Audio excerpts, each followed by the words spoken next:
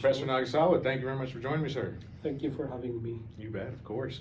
If you wouldn't mind beginning by introducing yourself, the kind of academic work you've been up to in the past few years. Sure. So my name is Yujin Nagasawa, and I have just arrived in Oklahoma to take up a position called the Kingfisher College Chair in the Philosophy, Religion, and Ethics, which is an endowed professorship in the philosophy department here.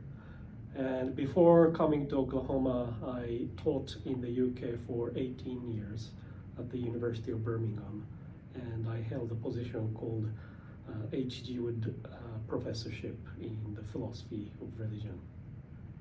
And my main research areas are the philosophy of religion and the philosophy of the mind. And I like these areas of philosophy because we can explore all the bigger questions about the relationship between the mind and body, or the existence of God, and the connection between science and religion, and so on. Very nice. And today we're going to be discussing one of these big questions, but it's also worth noting that you're probably best known as one of the founders of the global philosophy of religion. Yeah, so my ambition is really to globalize and diversify the philosophy of religion, because many philosophers in the English-speaking part of the world, philosophers of religion, are mainly Christian philosophers, and they have made really significant contributions to the field. So if you look at some of the best works in the philosophy of religion, they were delivered by Christian philosophers. But if we want to take religion seriously, we should look at not just the Christian tradition, but other traditions in other parts of the world. So I try to promote research in the philosophy of religion, which addresses non-Christian traditions like Islam, Judaism, Hinduism, Buddhism, and so on. Mm-hmm. Wonderful. And as part of that effort, it will include certain conferences like one that this university that we're currently at will be hosting. OU, the University of Oklahoma, will be hosting a conference titled Consciousness, Subjectivity, and the Philosophy of Religion, and it will be held on April 19th through the 20th. And there will be a link in the bio of this video for anybody interested in registering. But would you mind giving us an idea of what's going to go on during that conference? Sure. So I'm succeeding the Kingfisher Chair from Professor Linda Zagzebski. So she taught at OU for many years, and she held this important position. And to celebrate the succession of this post, my colleague Adam Green is organizing this conference to invite philosophers from all over the country to discuss the intersection of the philosophy of mind and the philosophy of religion. So there will be a lot of talks on God and consciousness, and there will be some of the most distinguished scholars coming to OU for this conference. Very nice. And it will be held as a hybrid option, right? So in person and virtual? Yeah, that's right. So if you cannot attend in person, you can still attend online, which is nice. And it's open to the public, right? As long as you register, you don't have to be university affiliated? Yeah, no, you can be students or just members of the general public. Everyone is welcome. Wonderful. Very nice. Wait, I was just going to say, if there's no more stuff by way of introduction you'd like to mention, we can go ahead and get into the topic of today. The central question I was hoping we discuss relates to an argument you've developed on knowledge. And the central question I'd like for you to begin addressing is, what can we know about God? And before addressing that question directly, I think it'd be useful if you can break down some of the terms you use, how other philosophers of religion have historically used it, what distinguishes your account from that. And so feel free to begin wherever you'd like. Sure. So the main focus in the philosophy of religion is the concept of God. But there are so many different ideas of God. But in the Western tradition, we typically talk about the concept of God according to the Judeo-Christian tradition. And according to this concept, God is the greatest possible being. Or as Anselm put, God is that than which no greater can be thought. So many traditional theists believe that God is the greatest possible being. So if you can imagine any possible being that is greater than your God, then your God is not the real God. So when philosophers talk about God according to traditional theism, we tend to focus on this concept of God as the greatest possible being. And now the question is, what kind of attributes or properties does this being supposed to have? And one answer is that, okay, if God is the greatest possible being, then he or she or it should know everything. So God is omniscient, and it should be able to do everything. So omnipotent, and it should be able to, it should be morally perfect as well, or omnibenevolent. So God is somehow more, God has moral perfection as well. So these omniscience, omnipotence, and omnibenevolence, they are considered three main attributes of God. But of course, there are many alternative concepts of God, which I'm quite interested in. So according to pantheism, for example, God is the world or the universe. So God is not some kind of personal being who knows something or who can do something, but God is the universe. The universe itself is God. Or polytheists believe that there are many gods. So it's not that there is just a single greatest possible God, but there are many gods or many spirits according to some religious traditions. Wonderful.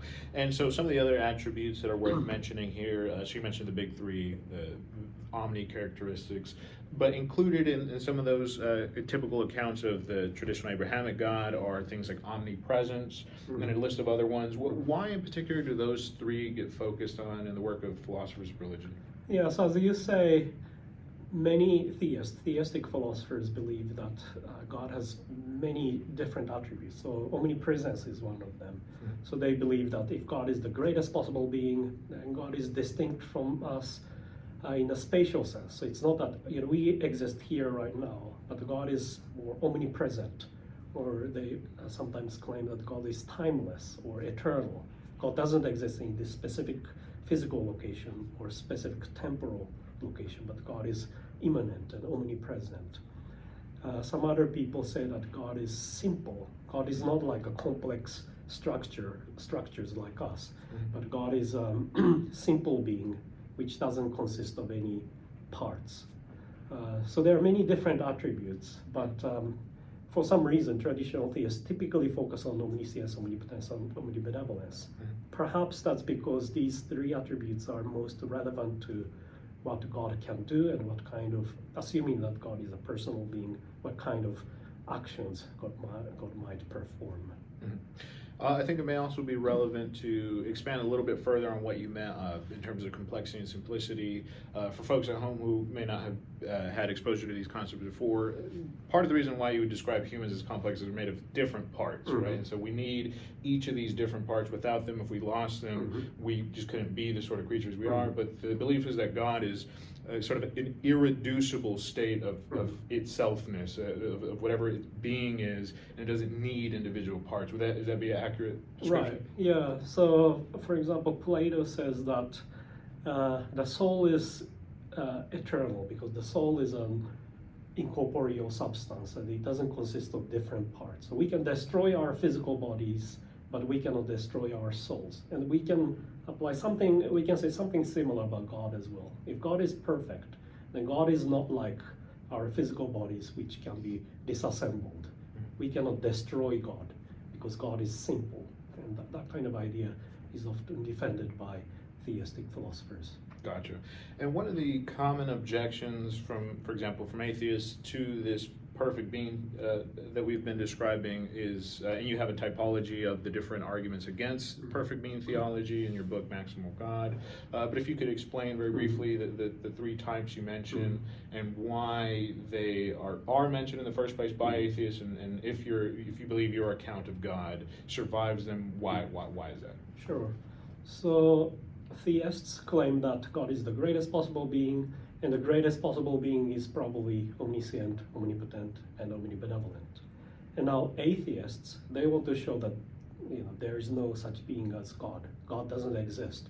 So they have developed many arguments against the existence of God.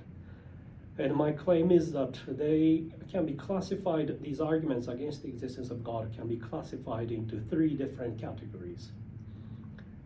So arguments in the first category, they try to show that, they try to focus on one of the omni attributes and then say that this omni attributes is self-contradictory, or this concept of the omni-attribute is internally incoherent, and therefore God doesn't exist. So let me give you an example. So the paradox of the stone says that the concept of omnipotence is self-contradictory, because God cannot create a stone that he cannot lift. Even an omnipotent being cannot create a stone that he or she cannot lift, which shows that there is a certain task that even an omnipotent being cannot perform. So no being can be omnipotent, therefore the concept of omnipotence is incoherent.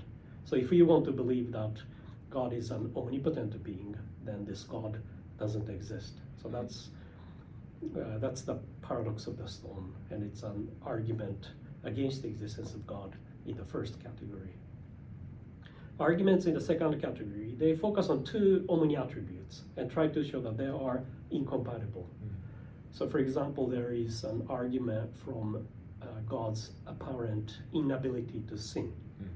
So this argument says, okay, if God is omnipotent, then she should be able to do absolutely everything that is possible to do. But if God is omnibenevolent, then she shouldn't be willing to, or she shouldn't be able to do anything morally wrong.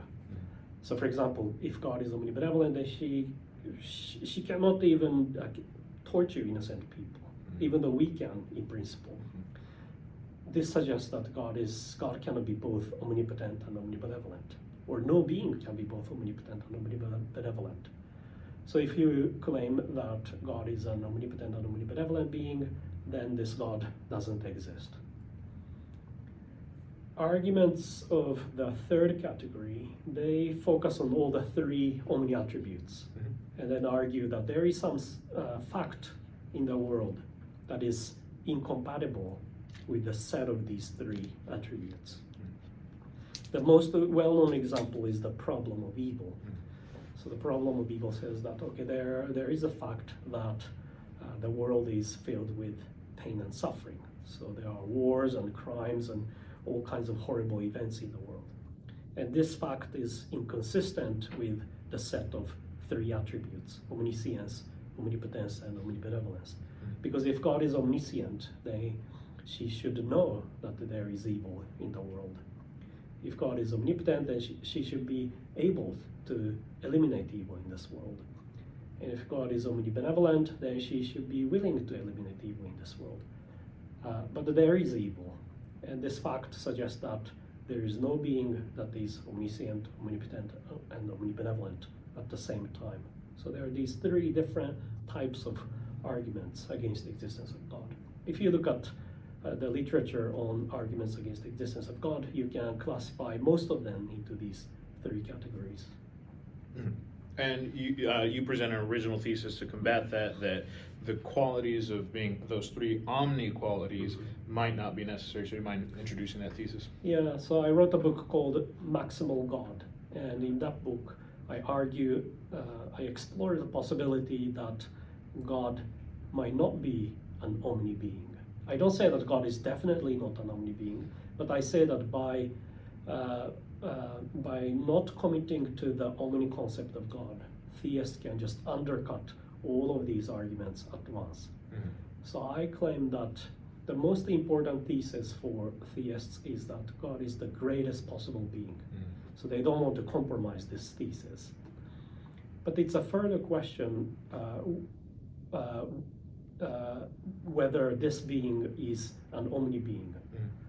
So it's not entirely clear that the greatest possible being is definitely omnipotent, for example. So I say, in response to the paradox of the stone, I say, okay, maybe the paradox is right. Maybe no being can be omnipotent.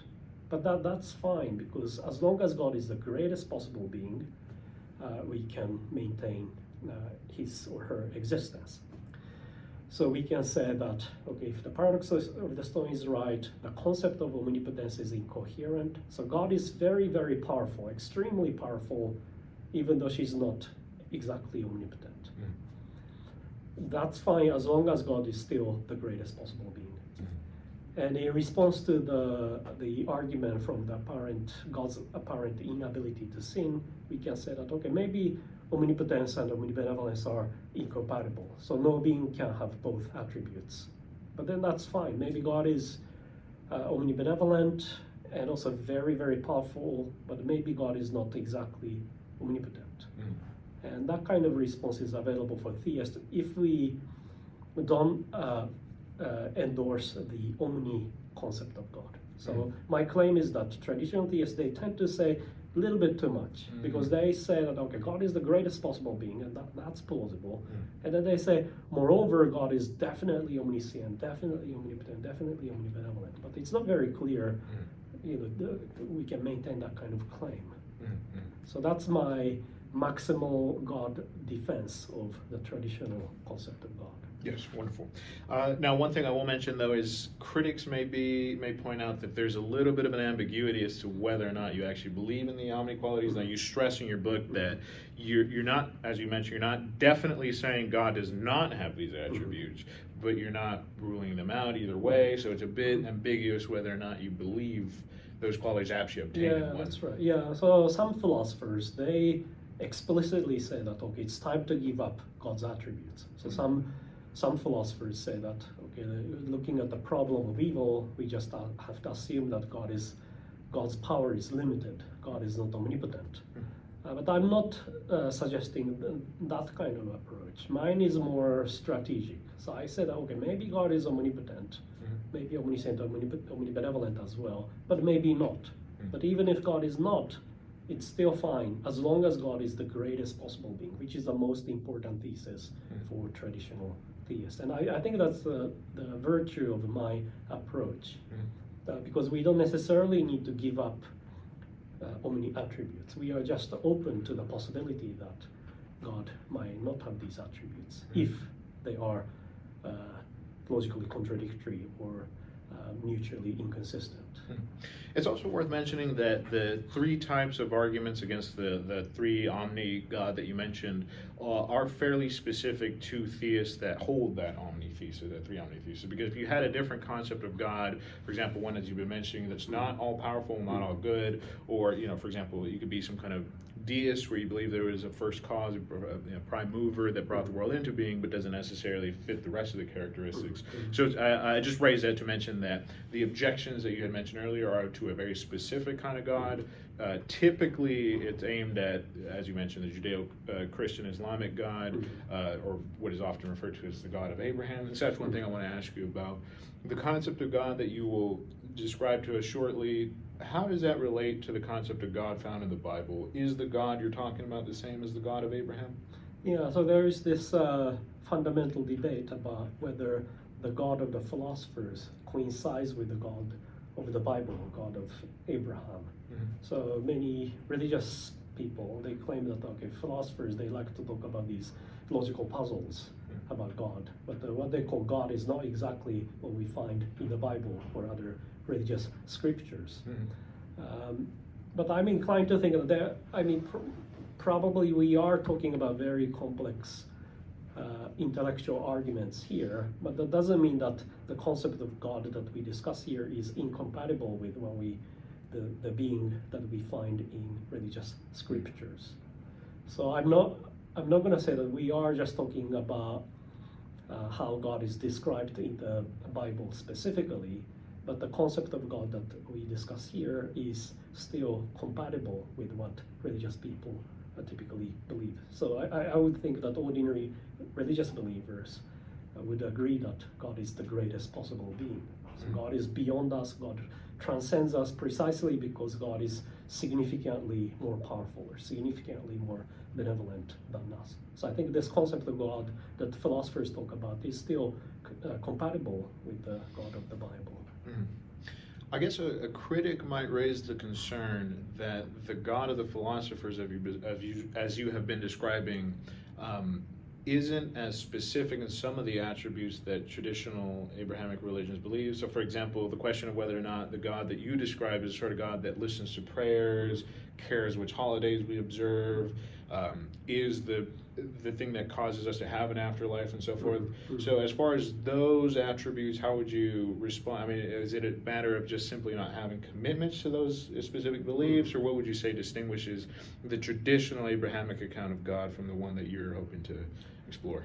Yeah, so it's quite difficult to discuss these specific attributes, like whether or not God would respond to prayers, or God would interact with us in a specific way, and so on. These omni attributes that we tend to talk about, they don't necessarily imply these specific actions that God would perform.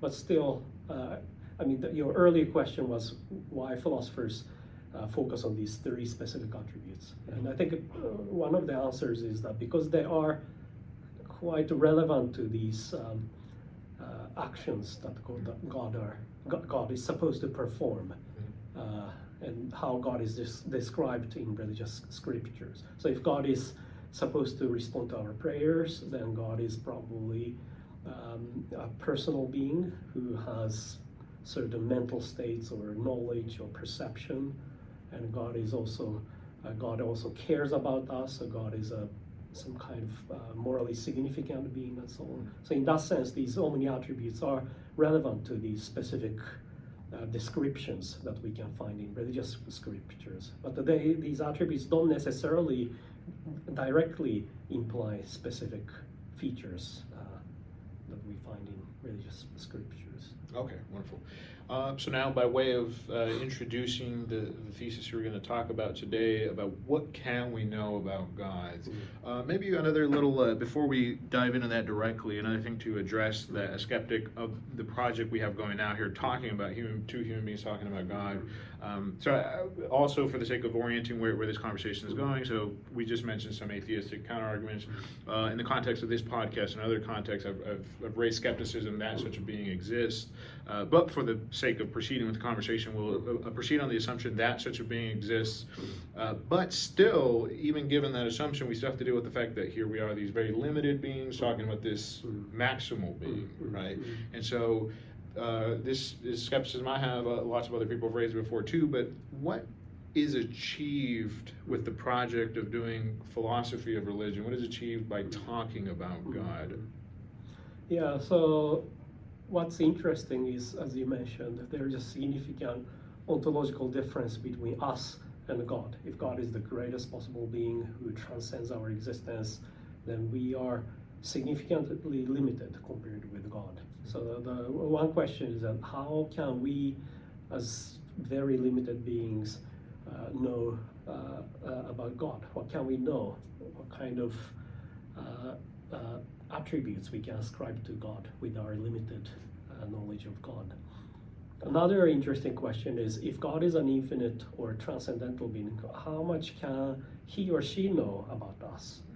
So the one argument against the existence of God says that God cannot be omniscient, because if God is the greatest possible being, then he wouldn't know what it is like to fear or what it is like to be in pain. We can fear or be in pain because we are limited beings, but if God is perfect, then there is no situation in which God is in danger, God fears. So this question is in a way mutual. It seems quite difficult for us to know what or who God is, but also it seems difficult for God to know about us, what we experience and what we feel, and so on. Mm-hmm. Yeah, that's interesting. But still focusing on the human problem of this, there is sort of a tension throughout the history of philosophy of religion on this point. So, for example, the great Christian theologian St. Thomas Aquinas had some kind of experience, like a mystical experience, where he had a change of perspective on his own scholarly work, where he viewed it as all being straw, as being worthless, essentially. And so, as far keeping that problem in mind of what can we as limited beings do in terms of our words, in terms of our intellect and these things, it seems to me that having a project where you present and propositionalize beliefs or arguments for God is a very different sort of project from these other experiences people have had. These mystical experiences sometimes are brought on by religious ordeal, psychedelic substances, different forms of events in consciousness and the experience of these people that, to me, partly because it's cross-cultural, cross-history and so forth, to me seems to indicate there's much more of a there, in the sense that if it's not contextually bound to the specific culture you're raised in, the specific religion you're brought in, but there's something about being human that allows for the possibility of these experiences, that to me seems like a very promising avenue for religious experience, whereas intellectualizing, talking about it, writing about it seems a bit arrogant in some way, because if a God exists, it's such a big being that it can't fit conveniently in the human brain or in sentences. So to that sort of objection, how would you respond? Yeah, so it's somewhat related to your earlier question about the distinction between the God of the philosophers and God of the Bible. So what philosophers talk about seems to be quite artificial. So the concept of omniscience, omnipotence, and so on, they are very complex intellectual concepts that human created. And the question is, can we really describe God in terms of these attributes?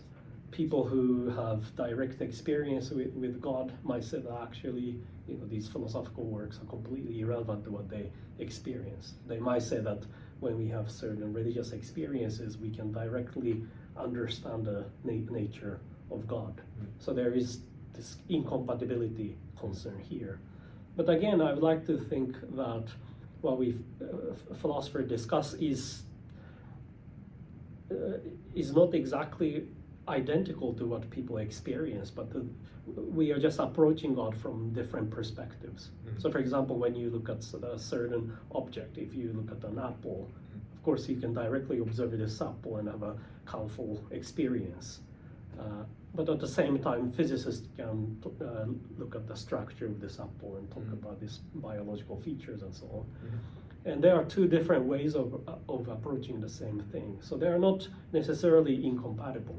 So people who have a direct experience, they might think that, okay, these what biologists talk about is irrelevant to our experiences. But that doesn't mean that they are doing something incompatible. And I think we can say something similar about God. Okay, wonderful. And finally, by way of kind of describing what terminology you will be using here, what in your account is the distinction between theology and philosophical theism? Or how would you describe the project you have going? How do you distinguish it between what the prophets and the Bible are doing? Yeah, the distinction is a little bit blur. So the philosophy of religion is relevant to both theology and philosophy. So you can find philosophers of religion in theology departments as well as philosophy departments. So there is an area of philosophical theology, and also in philosophy there is the philosophy of religion. My understanding is that philosophical theology tend to focus on more specific theological issues. So for instance, the doctrine of the Trinity, or the incarnation and atonement and that kind of topics. From a philosophical perspective, that is what I call philosophical theology.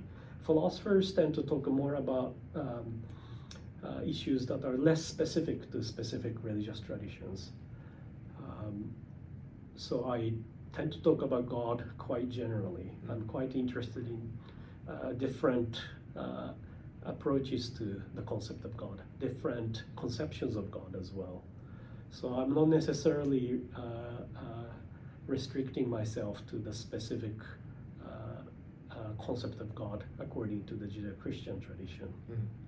Okay. It's also occurring to me that we might circle a little bit back just for folks at home that are watching. So you mentioned some terms earlier that not everybody might be familiar with, but ontology and being. What do these terms mean specifically in the context of talking about God?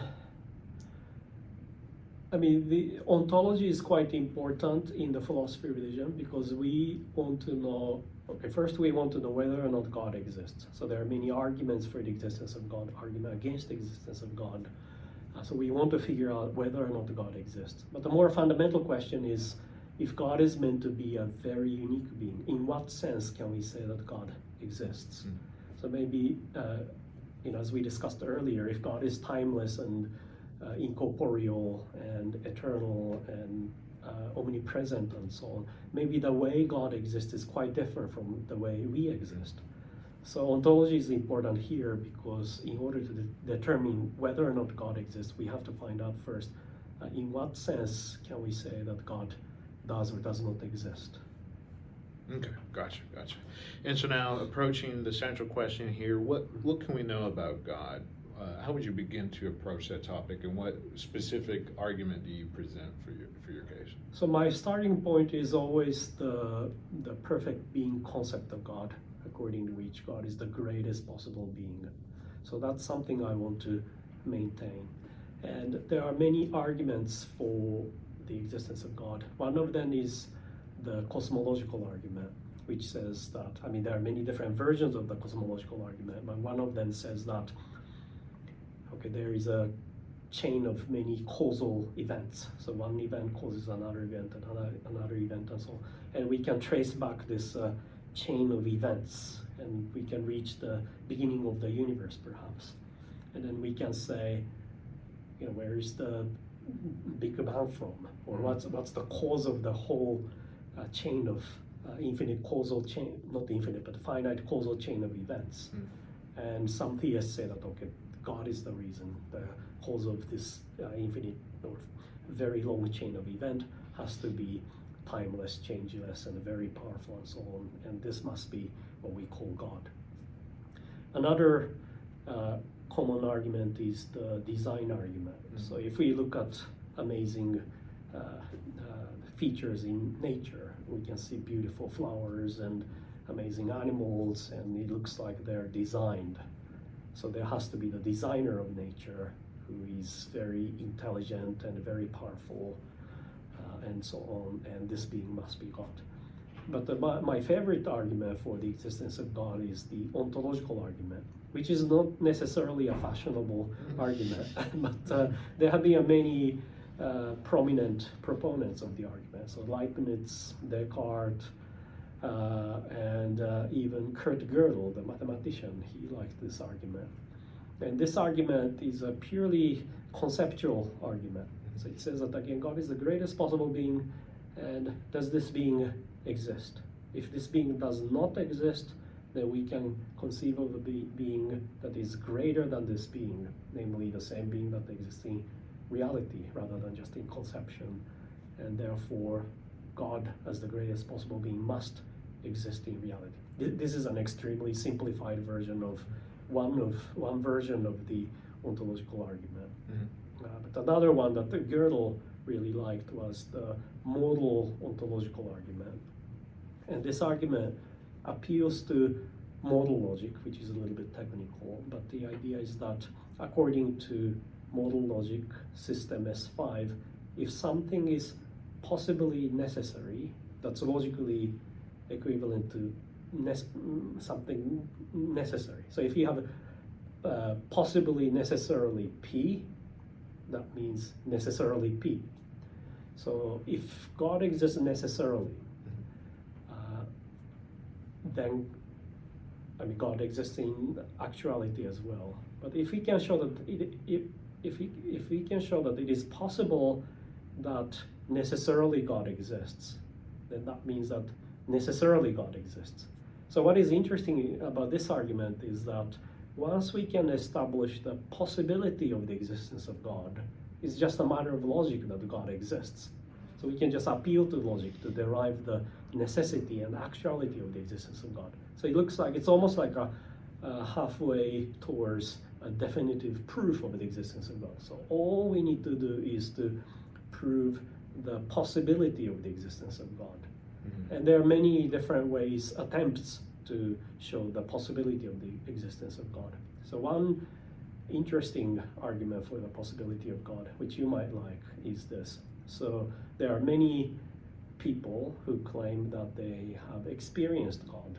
They are serious people. They are not, it looks like they're not lying, or they're, they are serious about their religious experiences. Okay, maybe they were just hallucinating. Maybe their experiences are not veridical, but that doesn't matter.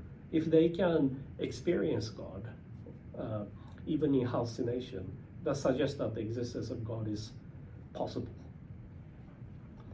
So now the existence of God is possible, and we can just plug that into the modal ontological argument, and it's just a matter of logic to derive the necessity of the existence of God and the actuality of the existence of God.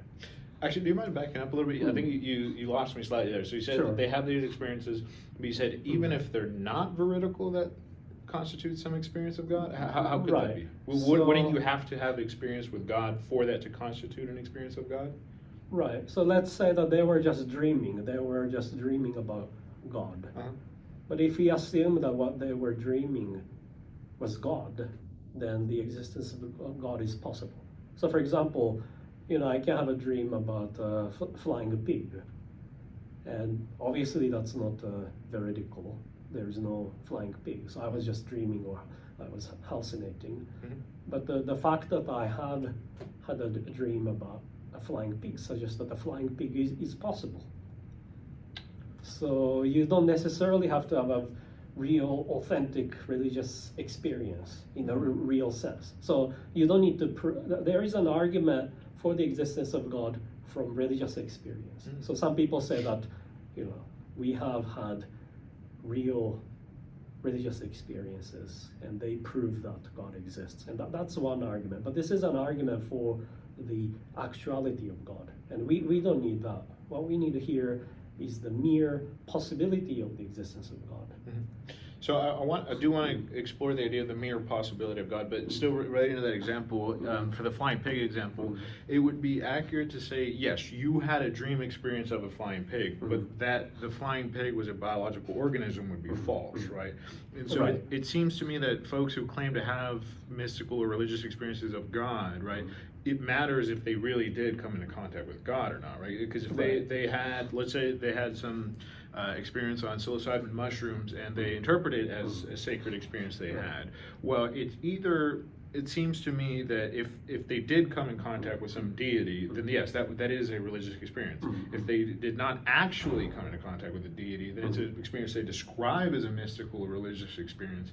And to them, I can believe that that's sincerely held, but whether or not it's a religious experience, to me, seems to be on whether or not they actually came into contact with deity. Right, yeah, that's a very good point. So what they experience has to involve the, how can I describe it?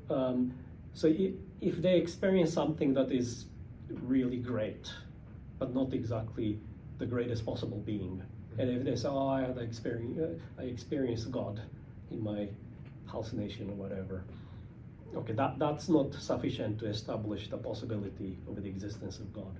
So even if they were hallucinating, what they experienced must be the coherent God according to the traditional concept of God. It cannot be just a very amazing being or a very powerful being. So you might suppose that you have a dream, and in the dream there was a very powerful man, and when you wake up you say, oh, I had a dream where there was God, and this established the possibility of the existence of God. That's not correct. So what you have seen in your dream has to be the God. Yeah, that's right. Okay. And now going back to the idea of the mere possibility of God and why the ontological argument is, as you mentioned, not fashionable. It's a nice way of phrasing it, but there are some pretty severe criticisms of it. And you mentioned this in your book. So the philosopher Schopenhauer called it a philosophical joke. Right. And I'm actually curious about that. What do you think he meant when he called it a joke? Yeah, so he says that he thinks that it's a clever argument. It's interesting, it's plausible, and the conclusion is surprising. So he thinks that it's like a magician's trick to pull out the rabbit from the hat. But he doesn't think that the argument is actually sound. So it's a By the way, very which clever specific version of it was he responding to? He is talking about the traditional Anselmian argument, not the modal ontological argument, because the modal ontological argument is quite new. So it was introduced by Alvin Plantinga in the 1970s, I think. He claims that he found it in the chapter 3 of Anselm's Proslogion. I mean, Anselm arguably anticipated the modal ontological argument, but this contemporary formulation was introduced by Plantinga only a few decades ago. So Schopenhauer wasn't aware of the modal ontological argument. So he was talking about the Anselmian or the Cartesian, Descartes' version of the ontological argument. Okay. So he says that this is a clever philosophical trick, but it doesn't prove anything. And I think that's typical reaction to the ontological argument. People like this argument because it's an interesting puzzle, but they don't take it seriously as a proof of the existence of God. Yes, and that's one thing I think it's worth spelling out why that is the case. So a lot of the objection essentially boils down to a proponent of this argument seems to be defining the conclusion and the premises, right? So it seems to me when Schopenhauer calls it a joke, rather than viewing it as a premise, conclusion, it's almost like a setup, punchline. And particularly like really crude versions of the modal ontological argument feel that way, right? Like I've heard really crude versions of, is it possible that God exists? Yes, it is possible. Therefore, God exists. Right. That feels like a joke. That feels like it's not even an attempt at an argument. Granted, right? You don't want to judge an argument by its crudest formulation, of course. But I mean, why would, as a proponent of that argument, why would you say it's not a joke?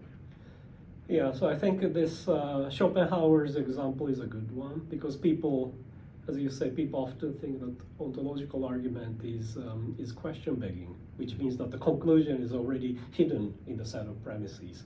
So this magician's trick is a good analogy because the magician hides the rabbit, and as if he pulls out the rabbit as if it came out of nowhere. So many people think that the ontological argument doesn't work because the conclusion is already hidden in the concept of God assumed by the argument. I mean, I say that in a way that's true because the ontological argument is a purely logical argument. It's a deductive argument.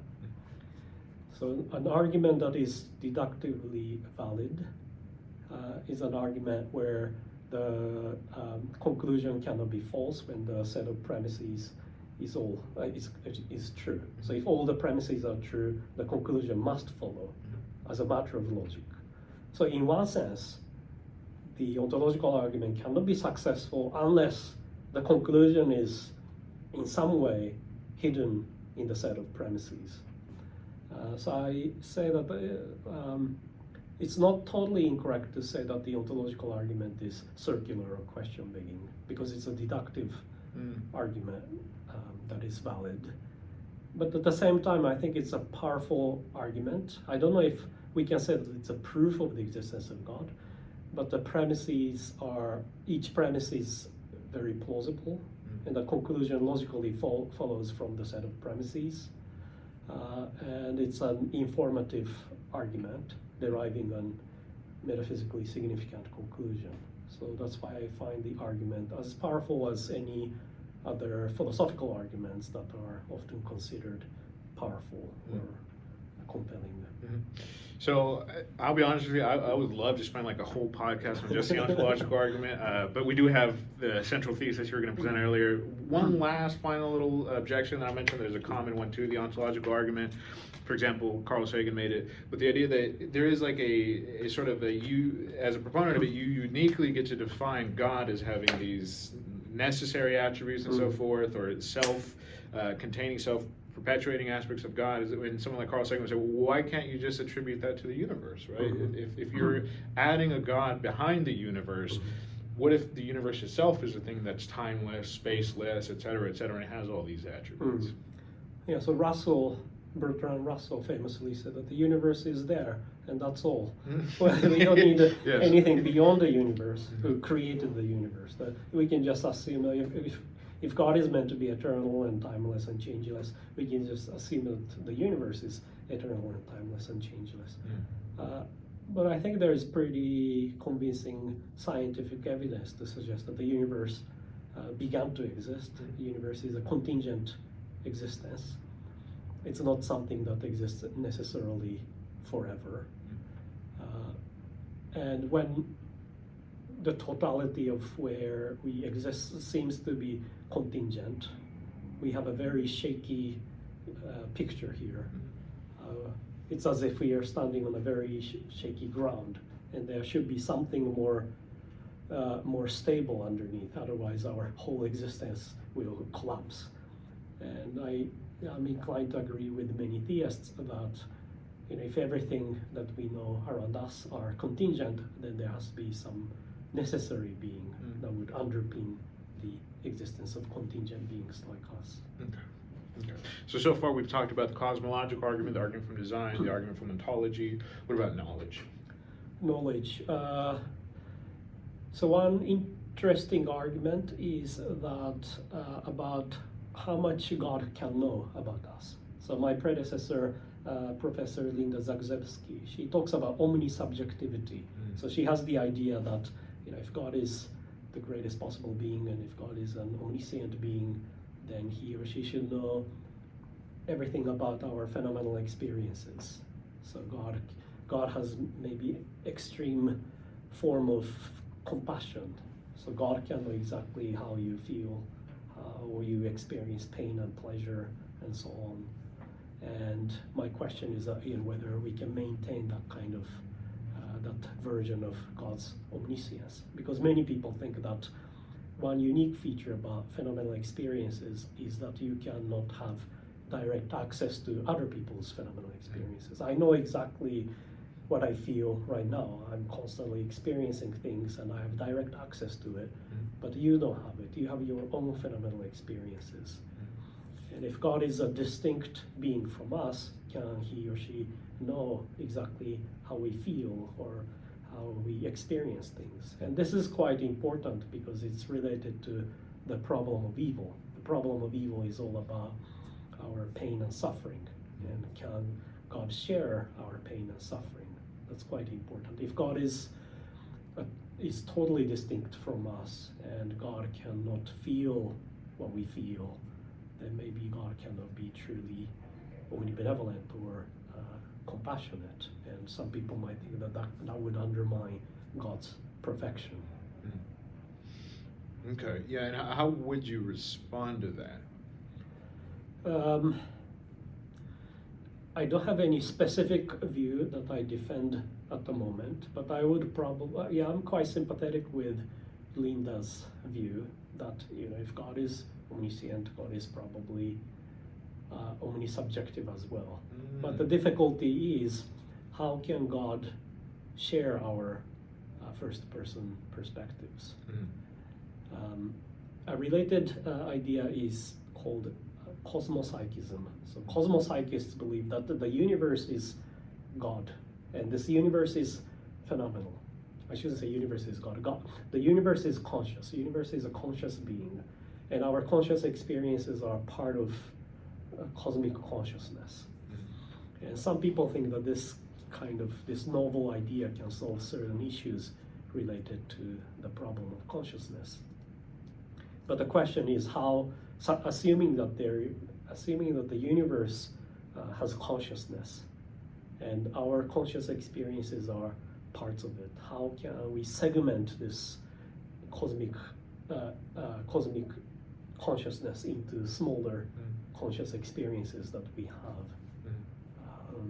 And another related view, which is almost in the mirror image of Cosmopsychism, is Pansychism. So there are many philosophers of mind recently who defend the idea that consciousness is everywhere. So even fundamental particles, they are conscious, or at least proto-conscious. So consciousness is not necessarily unique to our brains. The problem of consciousness is about how we can obtain phenomenal experiences from our physical organs. So the brains are nothing but physical organs like lungs and livers and so on. But there seems to be something very special about the brain, because it can yield all kinds of colorful sensations and experiences.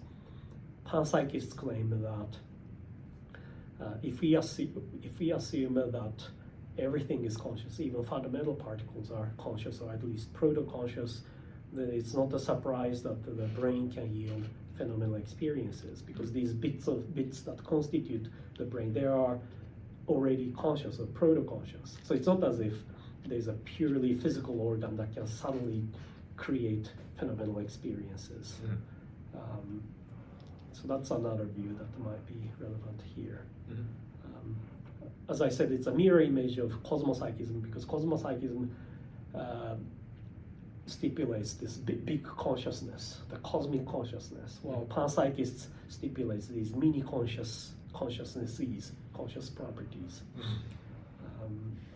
But then the reason why I mention these views is that it's kind of related to how God can share our experiences. How can we share our phenomenal experiences or our subjective perspectives? Because if there are mini conscious experiences, how can we aggregate them to create our human phenomenal experiences? And similarly, if we assume that there is the cosmic consciousness, how can we divide it into smaller conscious experiences that we have?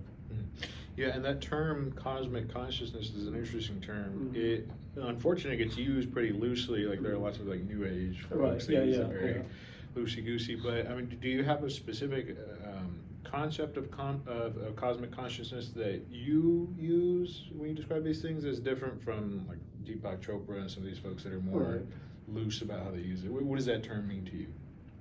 Yeah, so I published a paper on what I call priority Cosmopsychism several years ago, and at that time I worried that people might think that I'm trying to defend some weird New Age view. So we try to be quite specific. You and a co-author, right? Yeah, that's right. Yeah, my former student Kai Wager, we wrote this paper together, and what we tried to focus on in that paper was only phenomenal experiences that we can attribute to the cosmos. So we didn't really talk about knowledge or perception or cognition and those things. So we were not really attributing to these other mental states to the cosmos. So we were purely talking about Cosmopsychism as a mirror image of Panpsychism. So we wanted to figure out what we can derive by attributing phenomenality to the whole universe rather than fundamental particles that constitutes the universe. So traditionally philosophers just tend to focus on human consciousness, which is in the middle. If we have cosmic consciousness above and fundamental proto-phenomenal properties on the bottom, then we are talking about something in the middle, human phenomenal experiences, medium-sized conscious experiences. And these days, for a long time, Panpsychism was considered a crazy view. Many people thought it's a very counterintuitive view to think that the rocks and particles and tables and chairs, they are conscious. But now, this view is taken very seriously by some distinguished philosophers, and they think that this view might solve the problem of consciousness. And now I wanted to, but it does face a certain problem. For example, the combination problem. So how can we aggregate these little mini phenomenal properties to obtain our phenomenal experiences? So we can assume that all the fundamental physical particles that constitute our brain are conscious or phenomenal, but how can we gather them together to create our colorful experiences of pain and pleasure that we experience all the time? So that's the combination problem. And we thought that Cosmopsychism would resolve this problem, because if we assume that the cosmos is conscious, then there is this big consciousness and our conscious experiences are just part of it. And here, there's no problem of aggregating many phenomenal properties to obtain medium-sized phenomenal experiences. But there is a similar problem, which is the decombination problem, according to which how can we obtain medium-sized phenomenal experiences by segmenting cosmic consciousness. So I don't say that Cosmopsychism is definitely the correct view. I just explore this alternative to Panpsychism. Okay. And it's worth noting how it's different from like the more loose use of that term. Often it's like people are describing like just an experience of suddenly becoming more blissful and compassionate and having like a perspective of compassionate for more things, which is a very different thing from what you just described. But now going back to the central topic here, a lot of what we've been describing so far are arguments for the existence of God. Would you say, again addressing the question, what can we know about God? If those arguments are successful, could you then say, then we know God exists based on these arguments? Based on philosophical arguments. Yeah, so I defend the ontological argument. So I think that's a good argument. I don't say that that's obviously a sound argument. Of course, it's controversial, but I think it's a powerful argument. And if this argument is successful, then it derives the existence of God as the greatest possible being. But the next question is, what is the greatest possible being? Some people think that the greatest possible being is definitely omniscient, omnipotent, omnibenevolent, and some other people would attribute different properties. So that's a further issue which philosophers can discuss. Right, but I mean, would you still be able to say, on the basis of the ontological argument, you have good grounds to know there is such a being as God? Yeah, if the conclusion is true, then we know. I mean, maybe know is too strong, but we are at least justified in believing that the greatest possible being exists. Yeah. But then there's a question about whether this being is exactly the being that is described in the Bible, for example. Some people might, I mean, if you are in the Hindu tradition, for instance, you might think that actually the greatest possible being something more like what cosmopsychists talk about, rather than a personal, all-loving being that we find in the Judeo-Christian Islamic tradition. What about, since we're talking about knowledge of God here and proofs of God, what do you make of Descartes' argument from knowledge? And if you could describe what he laid out as his argument from the Meditations. Descartes, he was quite sympathetic to the ontological argument. He likes this kind of conceptual a priori reasoning. Do you mind defining a priori? Yeah, so he thinks that, I mean, I have to be careful, but because I don't mean to present Descartes' argument very precisely, but Descartes had the idea that the concept, I mean, the existence of God can be derived conceptually from the definition of God. So God's nature suggests that God exists. So just like a triangle is a three-sided object, and that's true a priori. And similarly, the existence of God can be derived from the concept of God alone. So in a way, it's an armchair argument for the existence of God. Just by sitting down here and analyzing the concept of God, we can derive the existence of God. And Descartes had this kind of a priori reasoning to infer the existence of God from the concept of God. And part of the reason I mentioned him in particular is because he held the view that his knowledge of God was one of the things that he could establish like a bedrock of knowledge, period, from, right? And so that's a very bold claim, obviously, but would you endorse a similar claim that on the grounds of the certainty we can have, or at least on the grounds of being warranted in believing the conclusions of the ontological argument, that you could build from there more knowledge of God? Or what is the relationship between the success of that argument and our knowledge of God? Do you mean what can we know further about God from the conclusion that God exists? Yes. Yeah, so Descartes and Anselm and those philosophers, their starting point is the same as mine. So God is by definition, the greatest possible being. It's not clear whether or not this being exists, but there are several versions of the ontological argument which suggest that this being does exist. So we can conclude that, okay, at least for now, we can conclude that the greatest possible being exists. And then, as I mentioned before, the next question is, what is the greatest possible being? What kind of attributes does this being supposed to have?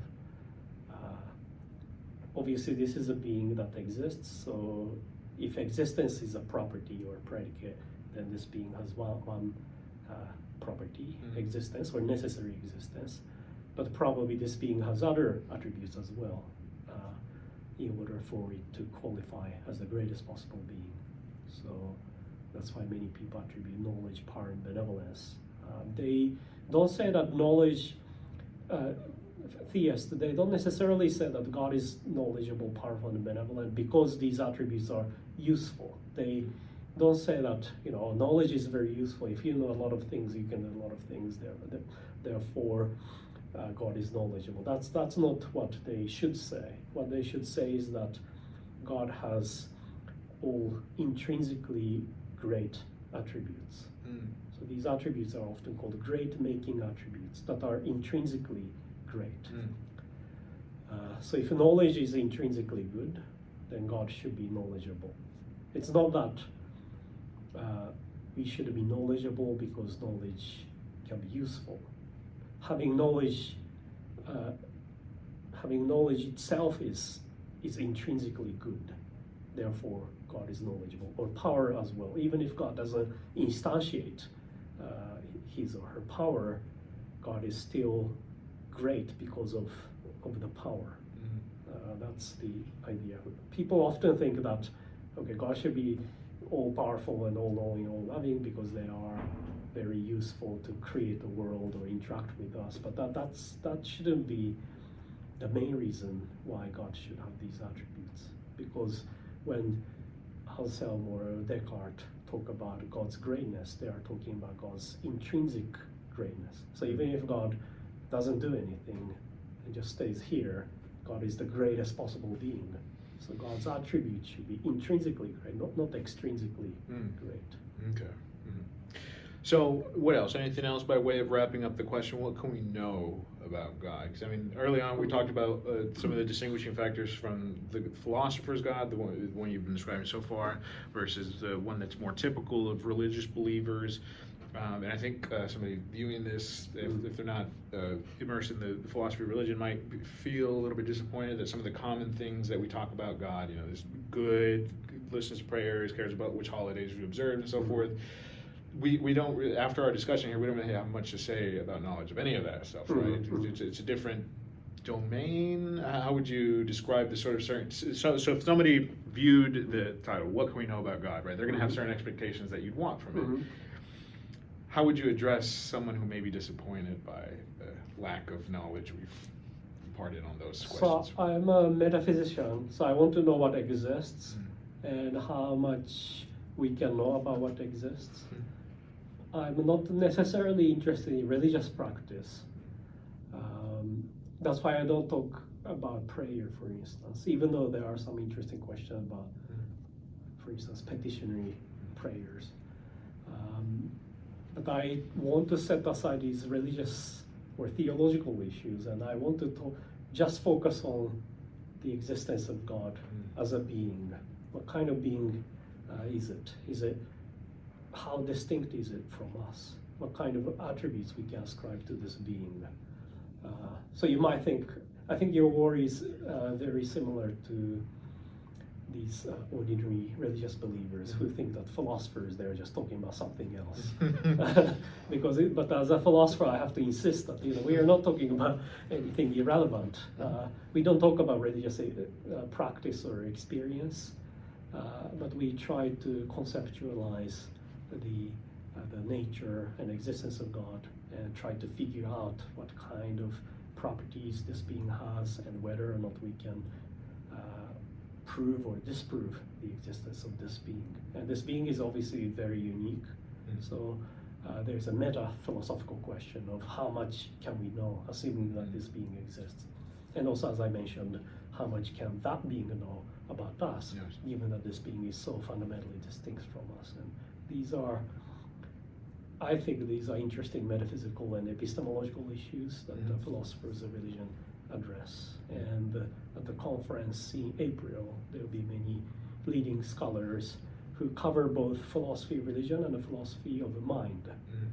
All the speakers, they work on the intersection of these two areas of philosophy, which is quite unique. And I hope people will enjoy these speakers' talks, because I'm sure that they will present very interesting ideas about the existence of God and its relation to our knowledge and phenomenal experience. Yes, sir. And again, for anybody watching, there'll be a link to sign up for that in the description of this video. Dr. Green wanted to make sure we got that, so shout out for Dr. Green. He's the one that helped arrange this meeting. I guess by way of closing out, is there anything else you would like to say about what we can know about God, or maybe something that you think is like beyond something we can't know about God or anything? I don't have much to say about philosophical issues, but I like to say that I have been here only for 30 weeks, but I have been really enjoying living here and interacting with students and colleagues here, and I really love this university. So I'm very excited about meeting many students. Very nice. Well, I appreciate that. Alrighty, well, Dr. Nagasawa, thank you very much. Thank you very much. Thank Appreciate you. you.